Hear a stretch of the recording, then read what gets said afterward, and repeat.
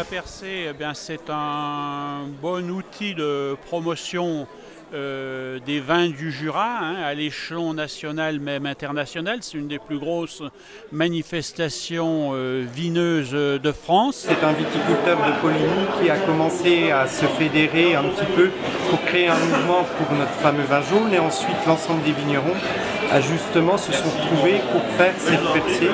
Et maintenant c'est une véritable réunion collective puisqu'on est 85 viticulteurs à Arbois en 2011. Une météo assez clémente nous attend ces 2 jours, ce qui fait que je pense que tous les records seront battus dans une ambiance tout à fait conviviale.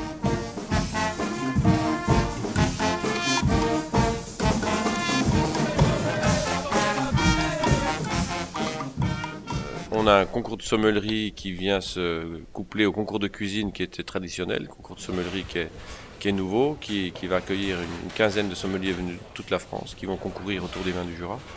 55, 55, 60 au fond, plus 60. C'est une bouteille qui a été récoltée sous Louis XV, mise en bouteille sous Louis XVI. Rien que déjà ça fait rêver. Et par chance, il y a des gens d'Arbois qui ont goûté à cette bouteille en 1994. Elle avait 220 ans, donc c'est la sœur jumelle de celle qui est mise aux enchères. Et cette bouteille a été goûtée d'une façon très précise, notée par les dégustateurs. Et la moyenne des notes était de 9,7 sur 10. C'est une bouteille d'exception, elle a été analysée. Il y a plus d'acides aminés dans ce vin jaune 1774 que dans le sang humain, ce qui est exceptionnel. On ne trouve pas ça dans un vin jaune d'aujourd'hui. Donc c'est vraiment une bouteille exceptionnelle parce qu'on sait que le vin qui est à l'intérieur est encore consommable. Donc ça fait rêver quand on pense à ceux qui l'ont élaboré.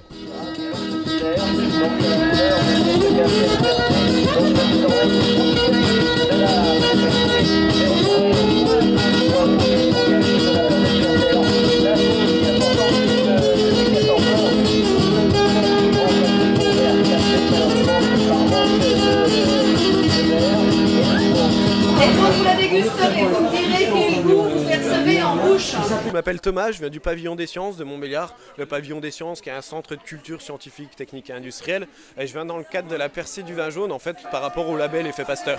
L'idée c'est assez simple en fait, un atelier du goût. Moi je suis venu dans le cadre de la percée du vin jaune, je me suis dit plein de dégustations, etc. Mais comment ça fonctionne? Comment on arrive à percevoir un goût de vin jaune? Comment on arrive à percevoir telle ou telle saveur? Et plusieurs expériences basées avec des colorants alimentaires, basées sur l'olfaction, pour comprendre tout simplement comment fonctionne le sens du goût. Qu'est-ce que concrètement les découvertes de Pasteur ont apporté à la viticulture? Il a surtout démontré par ses expériences que la levure était essentielle, était obligatoire pour qu'il y ait fermentation. Jusqu'alors, la fermentation se faisait, mais on n'avait pas compris le rôle des levures. Et Pasteur a compris l'intérêt des levures et a compris aussi le rôle de micro-organismes autres qui pouvaient faire dégénérer le vin.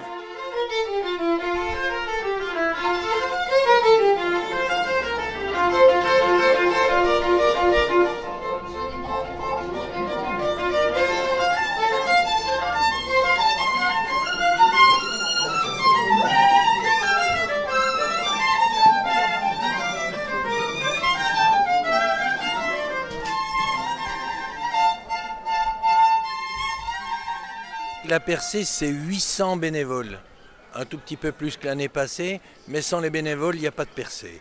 Alors je pense que les Arboisiens sont mobilisés, mais c'est les bénévoles du département qui sont mobilisés.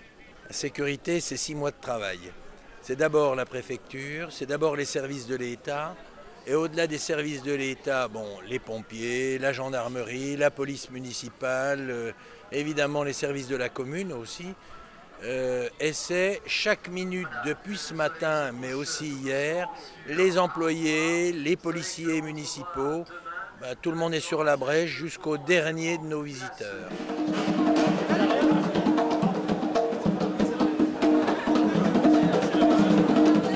Il y a beaucoup de monde, on a fait pas mal de repas, ça s'est très bien passé. Les gens étaient très contents.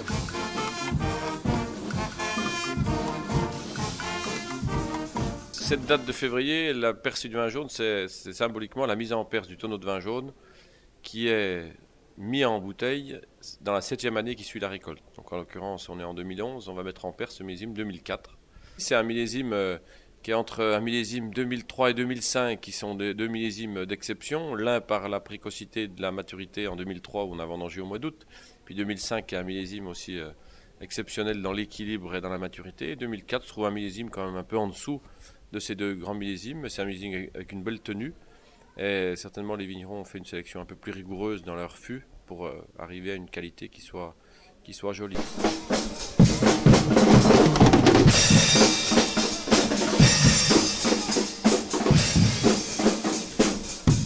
L'appellation contrôlée, c'est le premier label de qualité.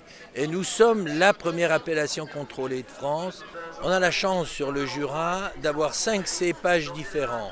Le Pinot qui est international, le Chardonnay qui est international, et puis 3 cépages qui sont uniques au Jura.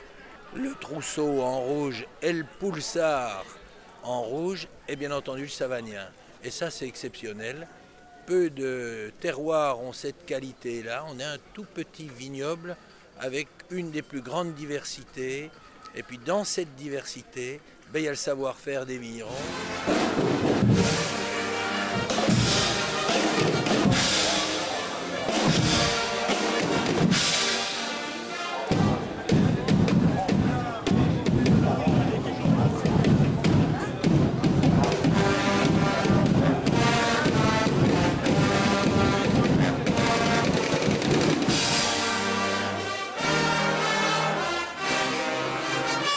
Merci à vous d'être venus des 4 coins de la France et du monde entier. Vous participez aujourd'hui à la fête vitivinicole la plus importante du monde.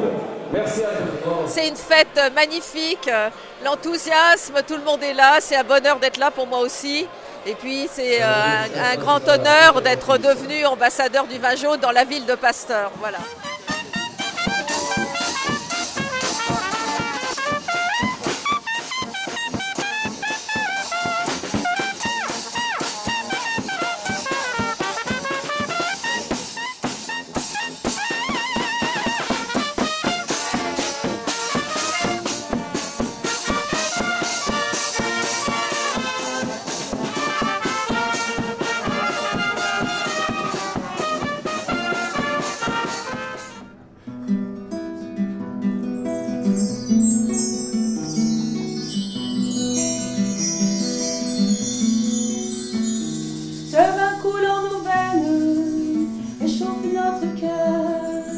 Marne grise et vieux chêne mélange leurs couleurs.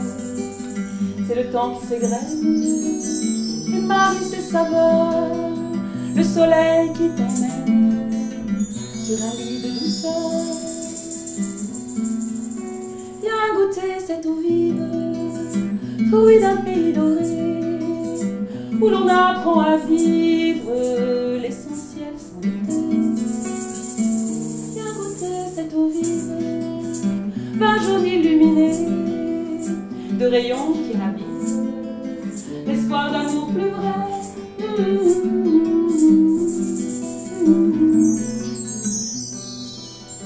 Ce vin qui dure, ça nous rassure. Et je crois que c'est ça la règle d'or. Quelque part, c'est un vin qui est capable de se garder 300 ans et on se dit mais c'est quand même un mystère. Et quelque part, je pense que c'est aussi ça qui nous parle fort, quoi.